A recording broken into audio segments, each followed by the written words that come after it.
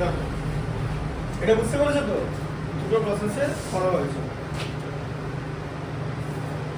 এবার তুমি যদি আমাকে জিজ্ঞেস করো যে পার্সোনাল ওপিনিয়ন যে হুইচ প্রসেস তুমি ফলো করবে, ডেফিনেটলি ফার্স্ট প্রসেস, ঠিক আছে?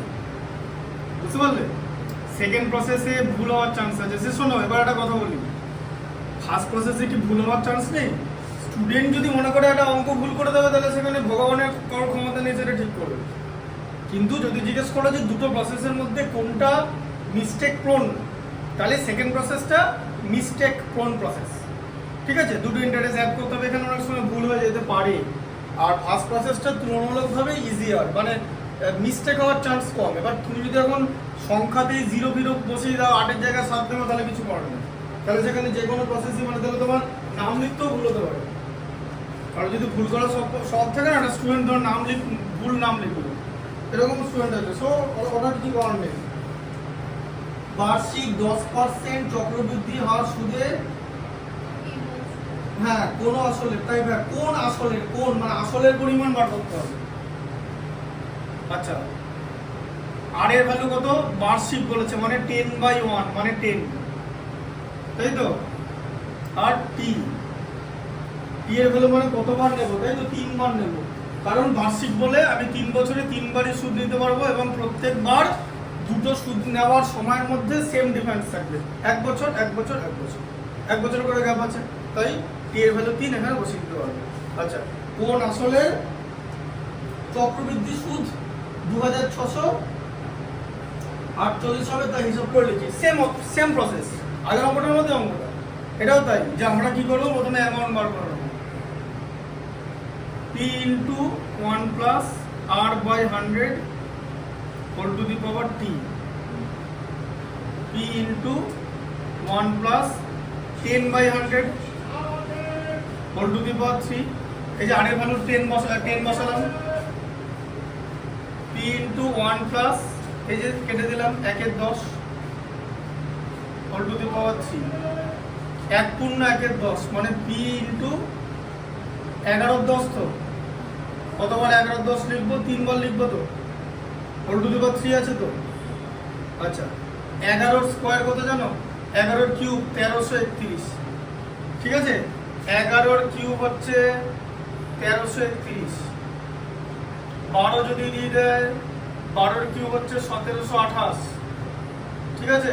13 কিউব হচ্ছে 2197, 14 কিউব কত হয়? 2744। এখন 13 কিউব থেকে 14 কিউব কি করে পাওয়া যায়, সেটার ফর্মুলা আছে, ঠিক আছে? বুঝতে পারলে? এবার 6 কিউব থেকে ধরে এরকম যে 6 কিউব যদি 216 হয়, তাহলে 7 কিউব কত হবে গো? এই দেখো 1 plus 3ab হবে, 1 plus 3 into a হচ্ছে 6, b হচ্ছে 7, যেটা বার করতে হবে।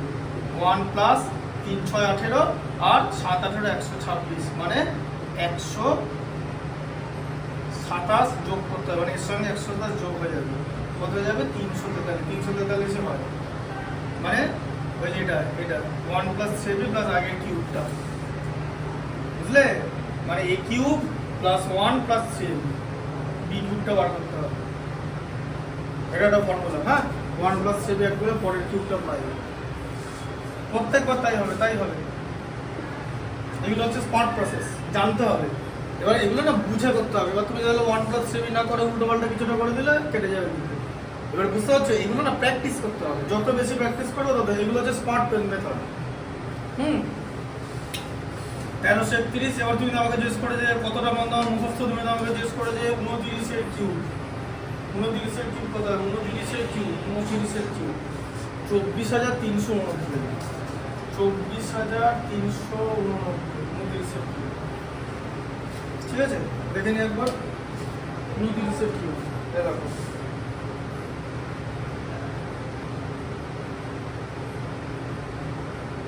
24,389, ঠিক আছে? বুঝলে?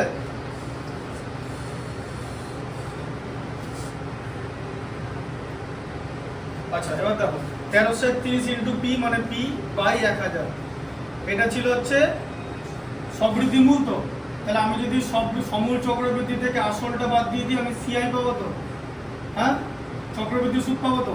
তোমাকে দেখো অঙ্কের মধ্যে জিজ্ঞেস করেছে চক্রবৃদ্ধি সুদ 2648 টাকা, তাই তো, হ্যাঁ 2648। তাহলে কি হচ্ছে এ মানে হচ্ছে এইটা, এই যে 1331 পি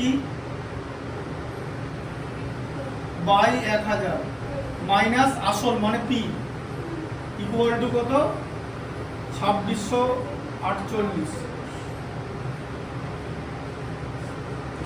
আচ্ছা 1000 এলসিএম, তাই তো 1000 মধ্যে 1000 একবারে যায়, তাহলে 1331 পি হচ্ছে 1000 মধ্যে এক কতবার যায় বলো, 1000 মধ্যে এক কতবার যায়, মানে 1000 কে 1 দিয়ে ভাগ কত হয় 1000 পি। ঠিক আছে, ভালো করে ম্যাথসটা ভালো করে করলে সায়েন্সটা নিতে পারবে।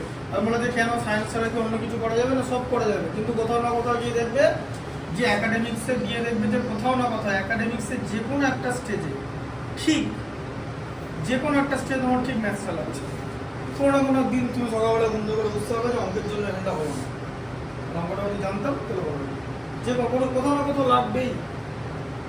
স্মুথলি তুমি অঙ্ক ছাড়া যেতে পারবে না কোথাও।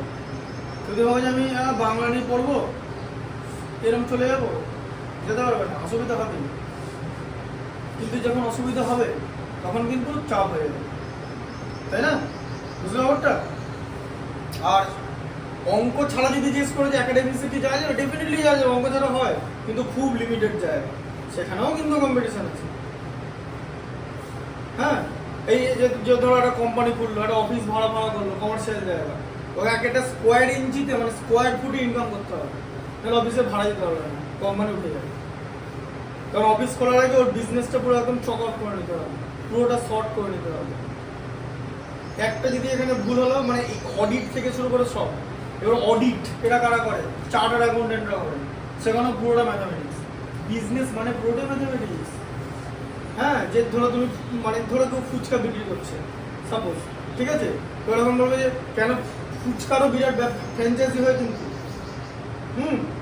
ধরো বুঝিয়ে দিচ্ছি, তখন ধরো তুমি তখন এখান থেকে ফুচকা খেয়ে যাও, নীলপুরে থেকে ফুচকা আলা বসে, খেলে ফুচকা 10 টাকা 5 টাকা 6 টাকা দিয়ে দিল। আর সন্ধ্যাবেলা দেবে একটা দোকান আছে ফুচকা ম্যান বলে, দেখেছো, ওরা কিন্তু ফ্র্যাঞ্চাইজি, ওরা কিন্তু দেওয়ার বেটার বিজনেস ম্যান। এর বিজনেসে কিন্তু কোনো গ্রোথ নেই, এ আজ থেকে 10 বছর ফুচকা বিক্রি করবে, ও বিক্রি করবে, কিন্তু হয়তো আরো 4টা আউটলেট খুলবে এক্সট্রা। তার মানে কি তার বিজনেসটা ও স্প্রেড করতে পারছে, মানে ওর বিজনেসের গ্রোথ আসছে। ঠিক আছে, তাই বিজনেস বুঝতে গেল যে বিজনেস ইকোনমিক্স, ইকোনোমেট্রিক্স, স্ট্যাটিস্টিক্স, কমার্স, এর মধ্যে টোটালটা ম্যাথামেটিক্স। সায়েন্সে তো ম্যাথামেটিক্স এগোনো যাবে না, কমার্সে, এবার আর্টসে না এখন অপরচুনিটি লিমিটেড। এখন বলবে যে হিস্ট্রি থেকে ম্যাথামেটিক্স নাই, হিস্ট্রিও ম্যাথামেটিক্যালি করতে হবে, কেন জানো, লার্জ ইনফরমেশন তোমাকে মাথায় নিতে হবে।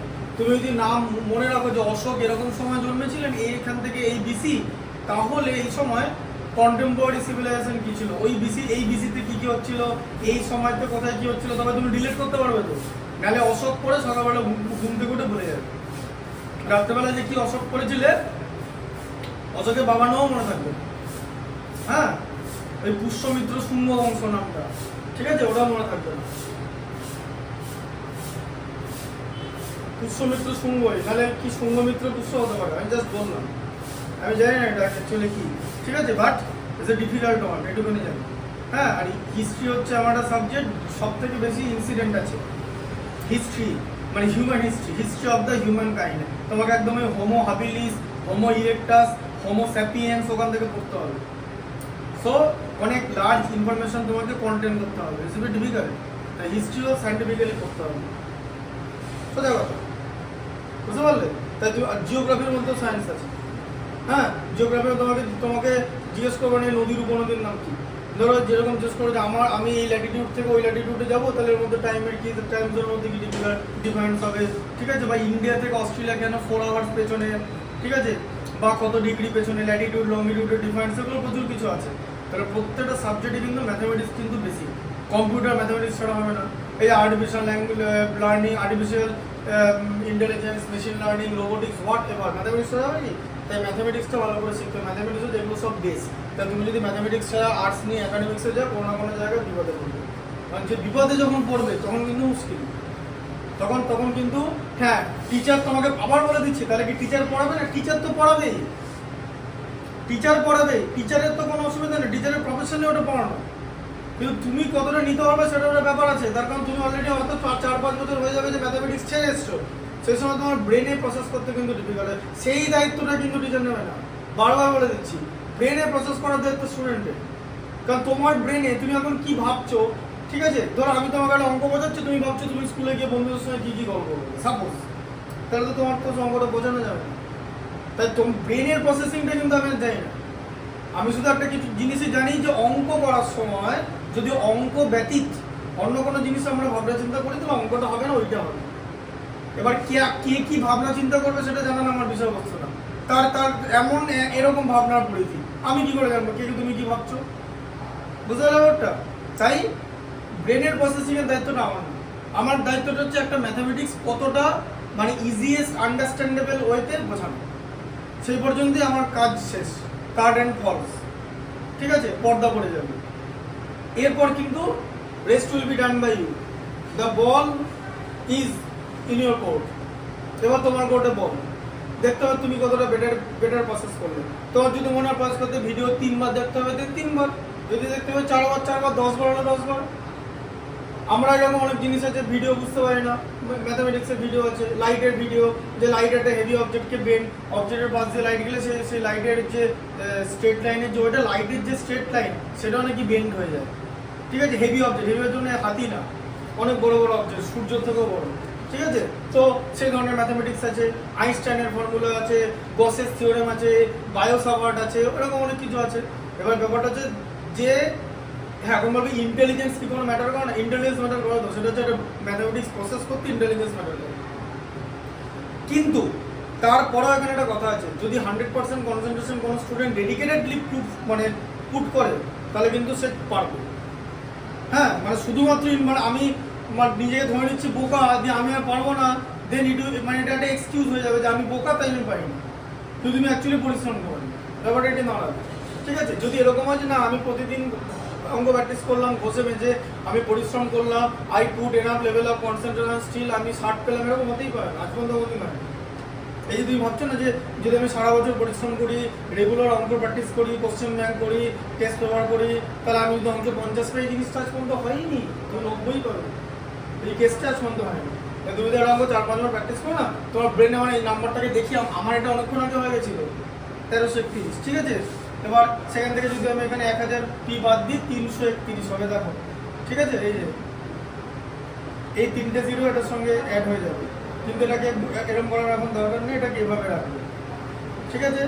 আচ্ছা এবারে পি এর ভ্যালু কি হবে, কাটাকুটি হয়ে গেছে মনে মনে, আমি করে ফেলেছি তোমাকে দেখাচ্ছি, এটা গুণ ছিল এদিকে ভাগ হয়ে যাবে, তাই তো, ইন্টু 1000, বুঝতে পারছো। আচ্ছা 8 একে 8, এটা 8 দিয়ে যাবে, 8 দিয়ে কাটে, 8 দিয়ে, ঠিক আছে। এখন প্রশ্ন হচ্ছে তুমি তো নর্মালি ভাগ করতে পারবে না, এখন বলে কেন ভাগ করতে পারবো না, এর মধ্যে একে তুমি যদি 331 দিয়ে ভাগ করো, কি করে ভাগ করো, এর মধ্যে যায় নাকি 331, সেই তো পুরো নাম্বার নিতে হবে, দেখতে হবে 1 এর সঙ্গে 8 এর কি রিলেশন, 8 একে 8, 8 দিয়ে 8 33 264 হয়, ঠিক আছে, 33 এর নামটা, হ্যাঁ বুঝতে পারলে। তাহলে কত হলো 8 ইন্টু 1000 মানে 8000, তাহলে 8000 রুপিস হচ্ছে আসল, এই 8000 রুপিস সেটা কি করবে, এই 2600 মানে 2648 টাকা চক্রবৃদ্ধি সুদ আর্ন করবে, ঠিক আছে। আচ্ছা 7 পর্যন্ত হলো, তাই তো। আচ্ছা তুমি কোন মধ্যে লিখেছো বলো, তোমার কোন মধ্যে লেখা আছে বলো, আজকে তো স্কুল নেই।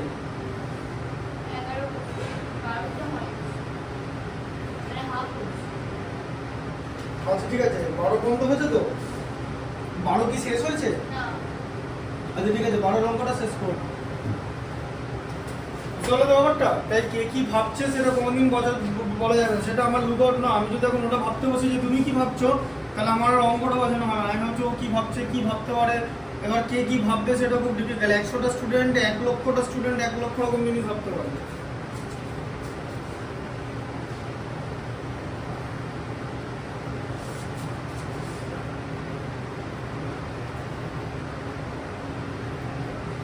টিচারের কাজ হচ্ছে লিমিটেড, টিচার কোনো একটা সার্টেন এক্সটেন্ট পর্যন্ত সব বলে দেবে, teacher will give his level best,